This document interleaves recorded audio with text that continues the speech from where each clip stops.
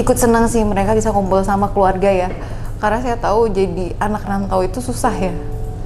Di usia saya seperti ini baru saya ngerasain merantau tuh rasanya ternyata berat, terutama di momen-momen lebaran. Ada rasa bersalah sama keluarga karena nggak bisa kumpul. Tapi karena tugas mau bagaimana lagi ya gitu. Selama bertugas ini belum bisa pernah pulang pas hari lebaran. Itu tidak pernah pulang saya. Waktu CPNS dulu, waktu hari lebaran pernah nggak bisa pulang. Itu satu, sama terulang yang tahun ini pas unit saya juga hari pertama lebaran dapat shift pagi.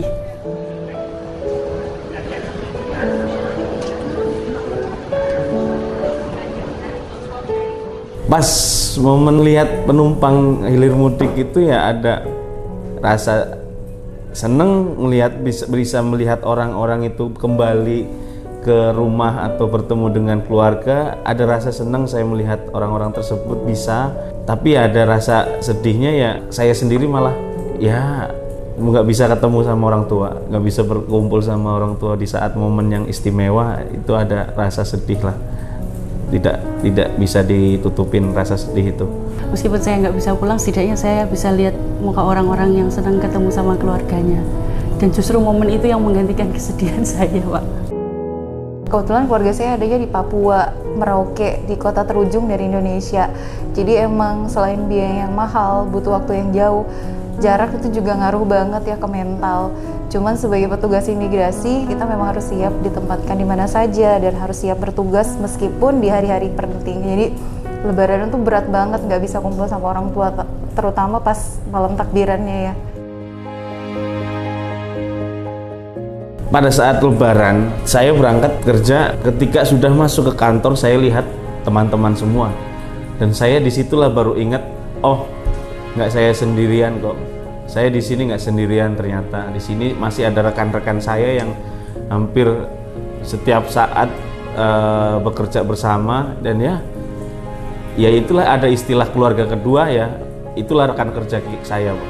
Kita biasanya urunan gitu, terus ada ya dari beliau nyiapin kita hidangan, kita makan bersama. Dari buka puasa pun biasanya beberapa teman-teman juga ada yang nyumbang. Jadi kita bisa ya mengobati rasa kesepian gitu dengan kumpul buka puasa bareng. Terus ada pas lebaran kita makan bareng, pas habis orang pulang sholat id kita tetap di counter. Pas orang selesai sholat id lagi makan-makan, kita makannya bareng teman-teman. Jadi itu ya ada momen-momen yang bisa bikin kita lebih kuat ya. Lucunya oper ayamnya malah kita nikmati sama teman-teman, dan itu juga nggak sesedih itu, ternyata malah asik, pengalaman baru. Jadi setelah sholat malah oper ayam sama teman-teman itu seru juga. Bapak Ibu, mohon maaf ya, Adit belum bisa pulang.